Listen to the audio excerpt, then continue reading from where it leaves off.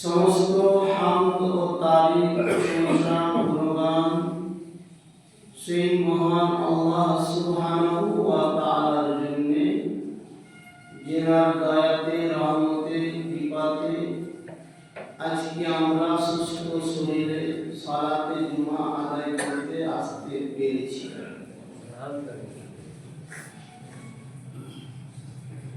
আপনি ভাববেন না আমি এসেছি কেন, আল্লাহ আসিয়েছেন বলে আসতে পেরেছি। এটাকে এখনই আধা ঘন্টা আগেকার কথা, আমার পাড়ায় গোসল টোসল করে জুমার নামাজের জন্য যাবে, চকিতে বসেছে, স্টপ করে মারা গেল। সকলে বলি না তো দেখেন জুমার নামাজ পড়ার জন্য উনি যাচ্ছিলেন, গোসল করে ফ্রেশ আসতে পেলেন না মসজিদে, জীবনের শেষ বিদায় নিয়ে চলে গেলেন। তো আমরাও কখন কোন মুহূর্তে কোন সময় যে আল্লাহর ডাক আসবে আর যেতে হবে, এতে আমাদের কোনো বাহাদুরি চলবে না। ডাক আসলে যেতে হবে, যেখানে থাকি যে অবস্থায়। এই জন্য আল্লাহর কাছে দোয়া করতে হবে, আল্লাহ ওয়াতাওয়াফানা মা'আল আবরার, একটা দোয়া আছে, রব্বানা ফাগফির লানা যুনুবানা ওয়া কাফির আন্না সাইয়্যাতিনা ওয়া তাওয়াফানা মা'আল আবরার। হে আল্লাহ, তুমি আমার গুনাহগুলোকে মাফ করে দাও। রব্বানা ফাগফির লানা যুনুবানা ওয়া কাফির আন্না সাইয়্যাতিনা, এবং আমার ভুল ত্রুটিগুলো সব মার্জনা করে দাও। ওয়া তাওয়াফানা মা'আল আবরার, এবং আমার মরণটা তুমি ভালো মরণ দিও। মরতে তো হবে অনিবার্য, মরা থেকে তো রেহাই না। তবে আল্লাহ মুমিন মরণ দিল, ইমানি মরণ দিল, পাক পবিত্র হয়ে ওযু করে কলেমা পড়তে পড়তে যেমন দুনিয়া থেকে যেতে পারি, এটা নসিবে তুমি দিবে। যদি এটা কপালে জুটে যায়, আলহামদুলিল্লাহ, কিছু দরকার কামিয়াব। তবে এর জন্য আপনাকে মেহনত করতে হবে, কি নবীকে মানতে হবে, নবীর গোলাম হয়ে চলতে হবে, পাড়া প্রতিবেশী আত্মীয় স্বজন সবার সঙ্গে সব ব্যবহার করে আপনাকে দুনিয়ায় চলাতে হবে। যার আমরা আসতে পেরেছি আলহামদুলিল্লাহ। এখন আমাদের দোয়ার এখনো সময় রয়েছে। জুমা নামাজের পর দোয়া হয়, দোয়া আল্লাহর কাছে চাওয়া। আপনি ভাবেন না যে আল্লাহ শুনেন। আল্লাহ বলছেন, অন্ধকার ঘনঘনে অন্ধকার রাতে পাথরের উপরে একটা পিঁপড়া যদি হেঁটে যায়, আমি আল্লাহ আরশে আযম থেকে পিঁপড়ার পায়ের আওয়াজ পর্যন্ত শুনতে পাবো। সুবহানাল্লাহ। আমার কতভাবে দোয়া করবো, আমি শুনবো না? অবশ্যই শুনবো, কিন্তু দোয়াটা কোন সওয়া চায় এবং পরিষ্কার দিলে আল্লাহ তাকে দোয়া করতে হবে, ইনশাআল্লাহ আল্লাহ কবুল করবে। তো সকলে বলুন আলহামদুলিল্লাহ। হামদু সালার পরে পরে দুরূদ ও সালাম বর্ষিত হোক আমার আকা মাওলা জান্নাতের মালিক ও মুক্তার হাউজে কাউসারের মেহমানদার পাপীদের উদ্ধারকারী বেসাহারা সাহারা আমিনার দুলারা আহমদে মুস্তাফা সাইয়্যিদিনা মুহাম্মদুর রাসূলুল্লাহ সাল্লাল্লাহু তাআলা আলাইহি ওয়াসাল্লাম প্রতি শত কোটি কোটি দুরূদ ও সালাম বর্ষিত হোক অর্পিত হোক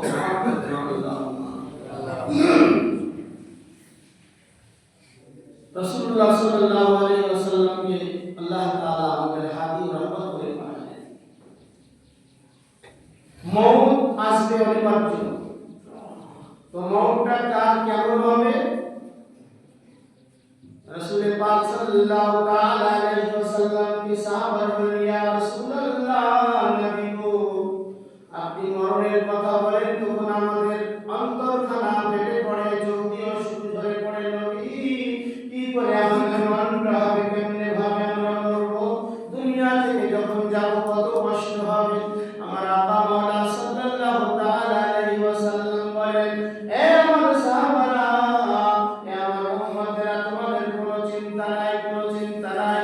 যারা আমার গোলাম হবে, আমি নবী আমার গোলামি যারা দুনিয়ার মধ্যে করবে, তারা এমন ভাবে তাদের মরণ হবে, এমন ভাবে তারা দুনিয়া থেকে বিদায় নেবে, এমন সুন্দর ভাবে তাদের মরণ হবে যেমন মায়ের কোলে ছেলে, ছোট্ট শিশু ছেলে দুধ পান করতে করতে করতে করতে ঘুমিয়ে যায়, ও ছেলে জানতে পারলো না কখন ঘুমিয়ে গেল। আমি যদি নবীর গোলাম হতে পারি, নবীর মহব্বত করতে পারি, নবীর ভালোবাসতে পারি, নবীর কথা মতো যদি জীবন যাপন করি, আমার ওই ভাবে মরণ হবে। আমি কলেমা পড়তে পড়তে কখন যেন আজরাইল আমার রূহটা বের করে নেবে, আপনি আমি জানতে পারবো না। কলেমা পড়বো, পাশে সবাই বসে থাকবে, এমন সময় টুক করে আজরাইল একটা টোকা দিয়ে রূহটা বের করে নিয়ে চলে যাবে, আপনি একদম ঘুমিয়ে যাবেন চিরতরের জন্য। এমিলাত ইসলামিয়া সাহাবা বলেন, ইয়া রাসূলুল্লাহ, এটা মুমিনের ইন্তেকাল হলো, মুমিনের মরণ হলো, কিন্তু যদি যারা মুমিন নয়, যারা আপনার কথা মতো জীবন যাপন করে না, তাদের কেমনে মরণ হবে? যারা দুনিয়ার মহব্বতে পড়ে রয়েছে, দুনিয়ার প্রেমে পড়ে রয়েছে, দুনিয়ার ইশকের মধ্যে যাদের জীবন যাপন চলছে, যারা দুনিয়াকে এখনো ভালোবাসে, যারা মাকে এখনো ভালোবাসে, যারা দুনিয়ার মায়ায় যারা পড়েছে, তাদের কেমনে মরণ হবে? আমার নবী পাক সাল্লাল্লাহু আলাইহি ওয়াসাল্লাম বলেন, এ আমার সাহাবারা, তাদের মরণ এমন হবে যেমন একটা কাপড় তুমি একটা কাঁটার গাছের উপরে শুকাতে দিলে, বড় বড় কাঁটা আছে এমন একটা ডালে, তুমি কাপড়টা শুকাতে দিলে, যখন তুমি কাপড়টা টান দেবে তখন ছিঁড়ে ছিঁড়ে ছিঁড়ে ছিঁড়ে ছিঁড়ে আসবে।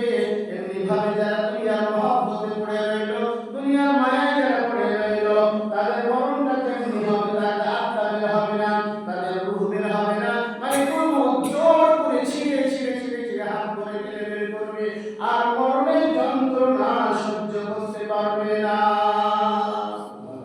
এমন ভাবে আমার আকা মাওলা সাল্লাল্লাহু তাআলা আলাইহি ওয়াসাল্লাম যখন ইন্তেকালের সময় এলো, মালিকুল মউত এসে হাজির হলেন, আজরাইল এসে হাজির হলো, সালাম দিল, আসসালামু আলাইকা ইয়া হাবিবাল্লাহ, নবী গো আপনার দরবারে আমি হাজির হয়েছি। নবী আল্লাহ বলেছেন দিন ইসলাম মুকাম্মাল হয়ে গেল। আল্লাহ বললেন, আকমালতু লাকুম দীনাকুম ওয়া আতমামতু আলাইকুম নি'মাতি, আজকে দিন ইসলাম পরিপূর্ণ হয়ে গেল। এমন কোন মশলা, এমন কোন লাই, এমন কোন দোয়া দরকার থাকলো না, সমস্ত সম্পূর্ণ শরীয়ত হয়ে গেল। এবার আপনি বলেন এখানে থাকবেন না আপনার মাহবুব আল্লাহর কাছে যেতে চান? এটা নবীর ব্যাপারে পারমিশন না হয়েছিল, নবীকে আল্লাহ স্বাধীনতা দিলেন। মালিকুল মউতকে বললেন, তুমি যাও আমার হাবিবের দরবারে গিয়ে বলো যে আপনাকে যে কাজের জন্য পাঠানো হয়েছিল, দিন ইসলাম প্রচারের জন্য, কোরআনের বাণী প্রচারের জন্য, শরীয়তের জন্য, সেটা পরিপূর্ণ হয়ে গেছে, একদম কমপ্লিট হয়ে গেছে। তো আপনি কি আর এখানে থাকবেন না আল্লাহর কাছে যাবেন? তো আমি আপনি যদি মনে করি আমি নবীর মতো, তাহলে কেমন করা হবে? আপনার 14 পুরুষ ধরে কাউকে আজরাইল বলেনি যে আপনি যাবেন না থাকবেন। আল্লাহ ইশারা দিলে মালিকুল মউত এসে হাজির হলো, ও তোমার সব পড়ে নিয়ে চলে গেল, লাশ হয়ে পড়ে গেল। নবী পাক সাল্লাল্লাহু আলাইহি ওয়াসাল্লাম আমার নবীর উম্মত দেখেন, আমার নবী বলেন, এ মালিকুল মউত আজরাইল, তোমার নাম, তোমার কাজ হলো রূপ আবজ করা, আর আমি নবী আমার কাজ হলো দ্বীন ইসলাম প্রচার করা। আল্লাহ বললেন, দ্বীন ইসলাম মুকম্মল হয়ে গেল, আমার দুনিয়ার কোনো মায়া মহব্বত নাই, দুনিয়ার কোনো প্রেম নাই। আমার মাত্র 63 বছর বয়স হলো, আমার নবী দুনিয়াতে 63 বছর বাহায়াতে ছিলেন। নবীর বয়স 63 বছর হলো, কিন্তু 63 বছরের মধ্যে নবী আমার কত কষ্ট করেছেন, কত বেদনা, কত জ্বালা সহ্য করেছেন। নিজের ঘর থেকে, নিজের দেশ থেকে বিতাড়িত হয়ে মদিনায় গিয়ে জীবন যাপন করেছেন, আবার মদিনা থেকে মক্কা এসেছেন। এইভাবে নবী আমার জীবন যাপন করেন কষ্টের সহিত। কেন? ইসলামের জন্য, কোরআনের জন্য, এই বাণী প্রচারের জন্য নবী আমার কষ্ট করলেন, কোরআনকে আমাদের কাছে পৌঁছে দেওয়ার জন্য। নবী আমার বললেন, আজরাইল, আজকে আমার সম্পূর্ণ কাজ হয়ে গেছে, আমার থেকে আর দুনিয়ায় কোনো লাভ নাই, তুমি তোমার কাজটা সম্পূর্ণ করে দাও। আজরাইল যখন এই কথা শুনলো, আমার নবী পাক সাল্লাল্লাহু আলাইহি ওয়াসাল্লামের বুকের উপরে হাত রাখলো। আমার নবী পাক সাল্লাল্লাহু আলাইহি ওয়াসাল্লামের বুকের উপরে যখন আজরাইল হাত রেখেছে, আমার নবী বলে, আজরাইল, তোমার হাতটা এত ভারী কেন যে ওহু পাহাড় আমার বুকের উপরে চাপিয়ে দিলে? মানে মুরমগজ বলে, হুজুর, আমি তো আস্তে করে আমার হাতটা রেখেছি, আমি তো একদম সুস্থভাবে আপনার জানটা বের করছি, এতে আপনার তাকলীফ হলো। বলে, আমি এটা চিন্তা করেছি এই জন্যে, তুমি আমার উম্মতের কাছে যখন যাবে, কত নির্দয়ভাবে, কত কঠোরভাবে তুমি জান কবজ করো, এটা আমি অনুভব করছি আজরাইল। কিন্তু জেনে রাখো, যারা আমার গোলাম হবে, আমার যারা উম্মতি হবে, তাদের মরণ কিন্তু আল্লাহ আসান করে দেবে। ব্রাদার, আমার নবী পাক সাল্লাল্লাহু আলাইহি ওয়াসাল্লাম বললেন, কত ভারী ওজন তোমার হাতে, যে আমার বুক যেন ভেঙে গেল। আমার নবী পাক সাল্লাল্লাহু আলাইহি ওয়াসাল্লামের ইন্তেকাল, নবী পাক সাল্লাল্লাহু আলাইহি ওয়াসাল্লাম দুনিয়া থেকে বিদায় নিলেন। সাহাবারা একদম দিওয়ানা হয়ে গেল, মহব্বত তো নবীর জন্য জান দিতে পাগল। নবী একটা ইশারায় সাহাবারা নিজের গর্দান কাটাতে প্রস্তুত। এহেন সাহাবাদের সামনে যখন এলান হলো যে আল্লাহ সাল্লাল্লাহু আলাইহি ওয়াসাল্লাম আর দুনিয়ায় বা হায়াতে নেই, তখন সবচেয়ে দুঃখ বেদনায় ফেটে পড়ল, যার হুঁশ হারিয়ে গেল, সে হলো উমর ফারুক রাদিয়াল্লাহু তাআলা আনহু। উমর ফারুক রাদিয়াল্লাহু তাআলা আনহু তরবারি নিয়ে দাঁড়িয়ে গেল দুয়ারে, বলল, আমার নবী আরাম করছেন, ঘুমাচ্ছেন, যে বলবে নবী মারা গেছে, যে বলবে নবী ইন্তেকাল করেছে, তার দেহ থেকে মুন্ডটা আলাদা করে দেব। হযরত উমর ফারুক রাদিয়াল্লাহু তাআলা আনহু যখন এই কথা বললেন, তখন হযরত আবু বকর সিদ্দিক রাদিয়াল্লাহু তাআলা আনহু বললেন, আমা মুহাম্মাদুন ইল্লা রাসূলুন ক্বাদ খালাত মিন ক্বাবলিহির রাসূল। এই আয়াতটি যখন পড়লেন, মুহাম্মদ সাল্লাল্লাহু তাআলা আলাইহি ওয়াসাল্লাম আল্লাহর নবী, ইতিপূর্বে আল্লাহ রাব্বুল আলামিন 1,24,000 পয়গম্বর এসেছেন, কোন পয়গম্বর দুনিয়ার মধ্যে বাহায়াতে নাই, সবাই কিন্তু পর্দা নিয়েছেন, ইন্তেকাল করেছেন। কাজে আমাদের নবী ইন্তেকাল করেছেন, এটা কোরআনের বাণী, কোরআন সাক্ষী দেয়, কোরআন গবাহি দেয়। দুনিয়ার মধ্যে যে একবার মায়ের পেট থেকে এলো, তাকে আবার কবরের পেটে যেতে হবে, এটাই হলো বাস্তব। মায়ের পেট থেকে যে জন্ম নিল, তাকে কবরের পেটে একবার ঢুকতে হবে, এটাই হলো এই দুনিয়ার রীতিনীতি, শরীয়তের বিধান, আল্লাহর হুকুম। তাই আল্লাহর হুকুম বারকেলাত হবে না। মিল্লাত ইসলামী এই আলোচনা করার উদ্দেশ্য কি হলো? নবী পাক সাল্লাল্লাহু তাআলা আলাইহি ওয়াসাল্লাম যদি বলতেন যে, আজরাইল, আমি আরো কিছুটা দুনিয়ার আনন্দ উপভোগ করতে চাই, দুনিয়ার মধ্যে আরো কিছুদিন বেঁচে থাকতে পাই, আল্লাহ তো অর্ডার দিয়েছিলেন যে আজরাইলকে যাও, আমার নবী যেটা বলবে সেটা করবে। কিন্তু আমার নবী কি করলেন? নবী বললেন যে, না, আমার কাজ হলো ইসলাম পৌঁছে দেওয়া, ইসলামের বাণী প্রচার করা, আমার কাজ শেষ, দুনিয়া থেকে বিদায়। এটা থেকে উপদেশ কি বেরিয়ে এলো যে আমাদেরকে দুনিয়ার মধ্যে মাল ও দৌলত অবশ্যই অর্জন করতে হবে, উপার্জন করতে হবে, কিন্তু এর সঙ্গে মহব্বত করে যে আপনি শরীয়তকে ছেড়ে দিবেন, নামাজ ছেড়ে দিবেন, দিনদারি ছেড়ে দিবেন, এটা কিন্তু আপনি ভুল করবেন। এটা আপনার বিরাট বড় ভুল হবে। 1 নম্বর লিস্টে যেটা আপনার থাকবে, 1 নম্বরে যেটা আপনি রাখবেন, সেটা হলো আপনি নবীর আদর্শ আপনাকে রাখতে হবে।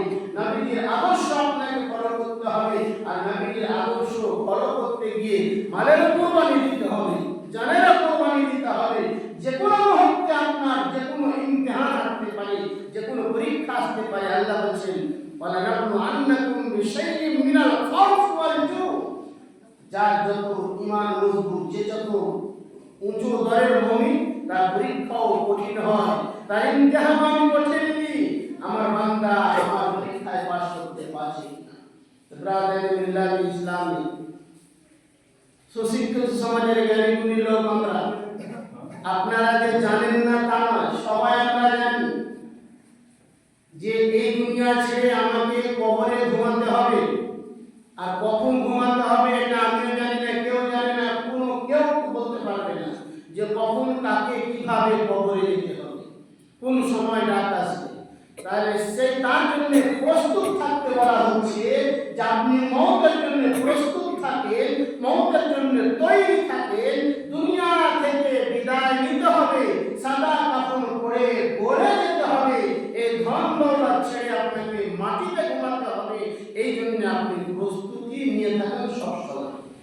তো সবসময় প্রস্তুতি নিব, এর মানে কি হলো যে যেটা আপনার আসল, যেটা আপনার কবরের সঙ্গে যাবে, যেটা আপনার হাসরের সঙ্গে যাবে, যেটা আপনার পুরস্কারের সঙ্গে দেবে, সেই জিনিসটাকে আপনাকে 1 নম্বরে রাখতে হবে।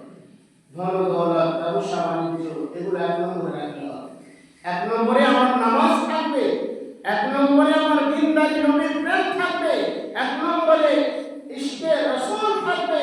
তারপরে আমার 2 নম্বরে আমার ব্যবসা থাকবে, ধন দৌলত থাকবে, সন্তান থাকবে, দিন থাকবে, আরো সব থাকবে। ব্রাদার মিল্লাত ইসলামী আল্লাহ রাব্বুল আলামিন বলেন, মুহাম্মাদুর রাসূলুল্লাহ, আমি মুহাম্মদুর রাসূলুল্লাহ সাল্লাল্লাহু তাআলা আলাইহি ওয়াসাল্লামকে আমার নবী করে পাঠালাম, রাসূল করে পাঠিয়ে দিলাম সারা বিশ্ববাসীর জন্য, হেদায়েতের জন্য। সারা বিশ্ববাসী যাতে এটা জ্ঞান দেয়, দেখো আমার নবীকে আমি অফার দিয়েছিলাম, একটা সুযোগ আমি দিয়েছিলাম আমার নবীকে দুনিয়ায় থাকার জন্য, আমি একটা অফার দিয়েছিলাম। আমার নবী সেই অফার দেয়নি, সেই সুযোগ গ্রহণ করেনি। আমার নবী দুনিয়ার মধ্যে মালের মহব্বত করেন নাই, আমার নবী দুনিয়ার মধ্যে জানের মহব্বত করেন নাই, আমার নবী দুনিয়ার মধ্যে কোনো জিনিসের মহব্বত করে না। একমাত্র আল্লাহর মহব্বতে, আল্লাহকে রাজি করার জন্য, ইসলাম প্রচার করার জন্য সারা জীবন নবী আমার উম্মতি করে কেটে গেলেন। আজ আমরা সেই নবীর উম্মত যদি দুনিয়ার মধ্যে দুনিয়ার মায়ায় পড়ে মহব্বত করে যদি নবীরে ভুলে যায়, যদি দিন ইসলামে ভুলে যায়, তাহলে প্রতিটা আমাদের হবে যখন শেষ বিদায় আসবে, মানে মওত যখন সামনে আসবে, তখন বলবেন হায় আফসোস, আমি কেন নামাজ পড়লাম না, আর কেন নবীর আদর্শ মানলাম না।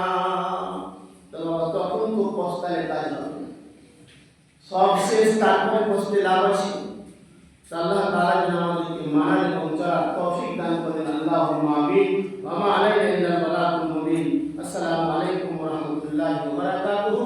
জিনাদের সুন্নাত বাকি আছে আদায় করবেন।